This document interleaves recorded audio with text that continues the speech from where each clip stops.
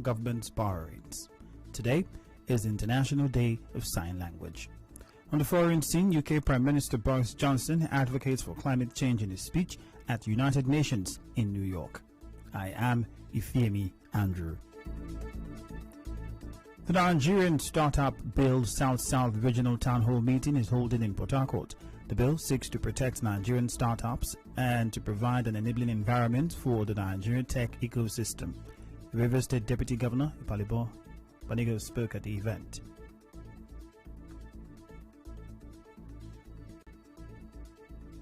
The gap in learning at all levels of educational institutions. Apologies, I will give you the sound bits for that particular story in next updates.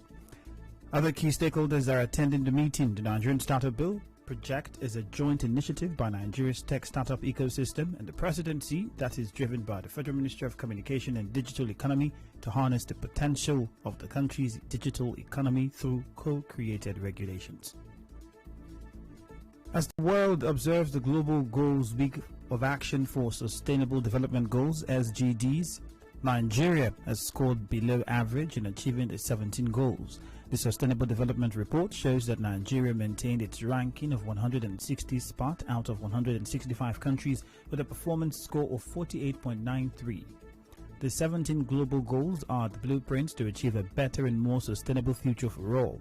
The federal government, like other 165 countries, is expected to work actively to achieve each goal by 2030. But the team lead of civil society group Follow the Money, Evelyn Williams, tells correspondent Choma Ezewafo that the federal government remains passive in achieving this.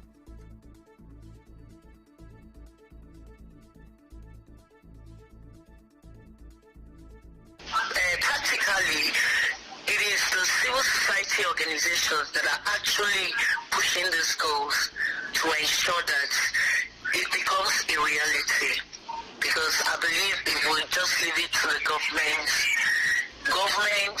would not really make it a reality. It means that over the period, it may not actually attain its ultimate objectives because we are actually lagging behind.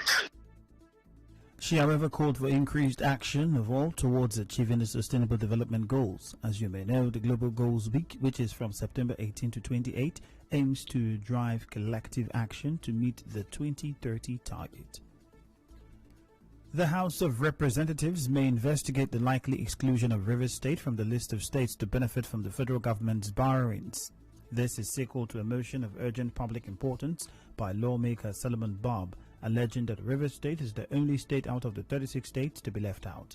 The lawmaker further alleged discrimination against Rivers State, which contributes enormously to the Federation's account.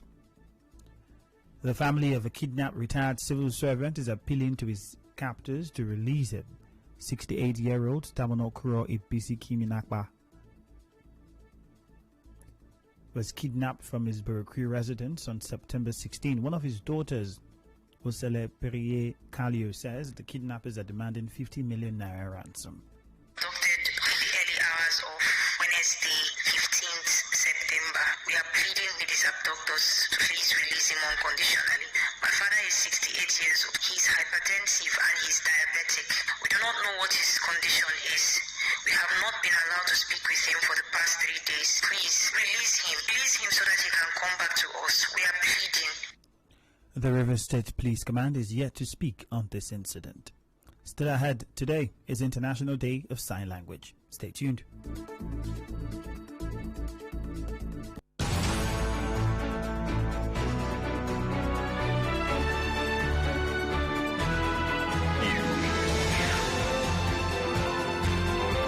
This is the news on 92.3 Nigeria Info.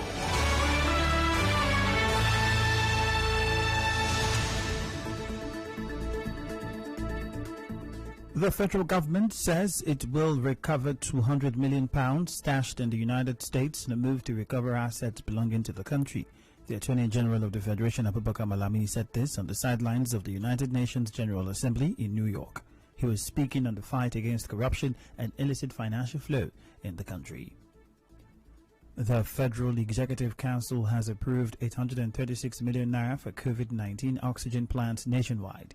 Minister of Information and Culture Lai Mohammed said this on Wednesday after the weekly Federal Executive Council presided over by Yemi Oshibajo at the State House in Abuja.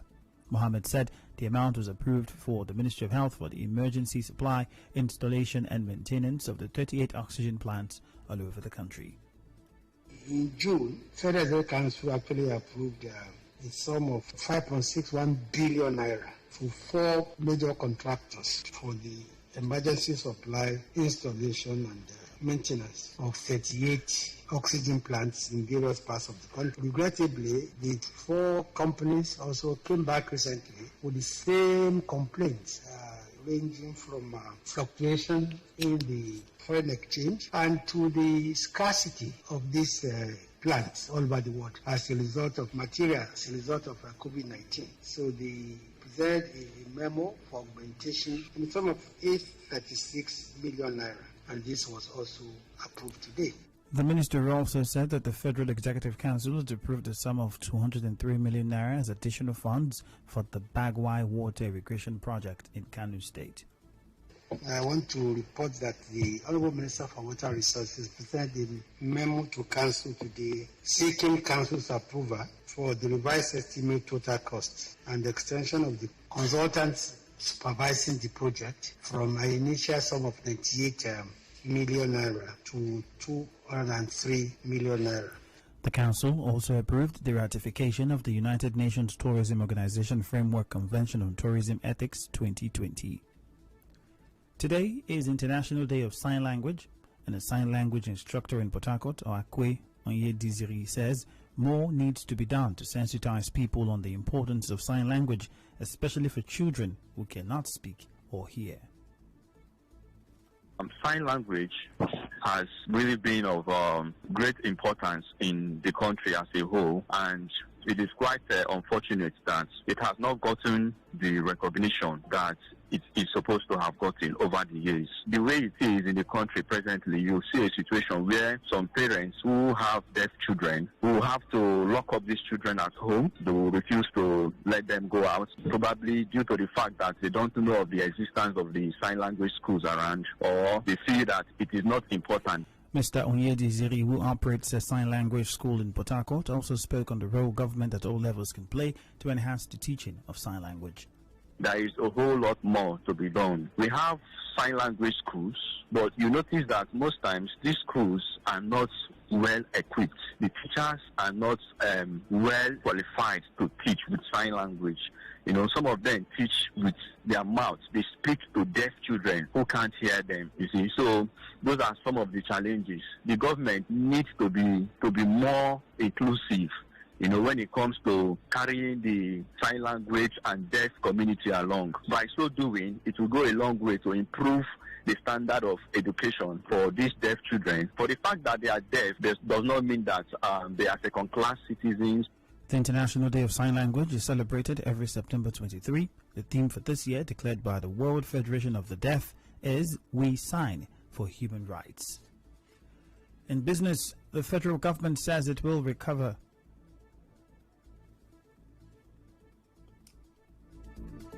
£200 million stashed in the United States as it embarks on massive recovery of assets belonging to the country.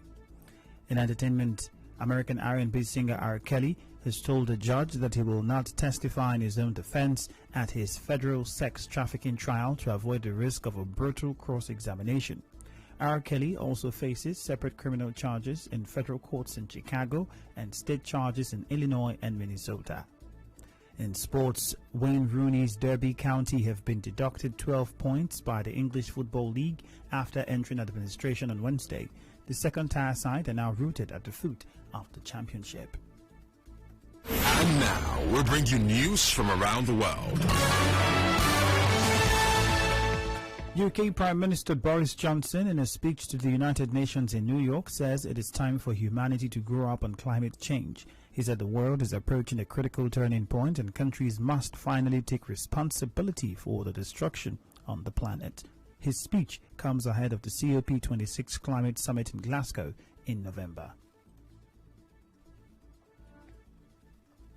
My My friends, the adolescence of humanity is coming to an end and must come to an end. We're approaching that critical turning point in less than 2 months, in just over 40 days, when we must show that we are capable of learning and maturing and finally taking responsibility for the destruction we are inflicting not just upon our planet, but upon ourselves. It's time for humanity to grow up. It's time for us to listen to the warnings of the scientists. And if you look at COVID, if you want to see an example of the gloomy scientists being proved right, it's time for us to grow up and understand who we are and what we are doing.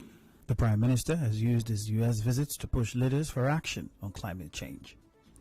On the news this afternoon, you heard that the town hall meeting for the bill to protect Nigerian startups is holding in Port Harcourt. The House of Representatives is to investigate possible exclusion of Rivers State from states to benefit from federal government's borrowings. Today is International Day of Sign Language. On the foreign scene, you heard that UK Prime Minister Boris Johnson, in a speech to the United Nations in New York, has said it is time for humanity to grow up on climate change. The news was edited by Choma Izawafo. Contact our newsroom on 0818-900-0017. For more stories, visit www.nigerianfo.fm. Partly sunny weather is expected in Port Harcourt this afternoon. My name is Ifiemi Andrew. Thank you for your time.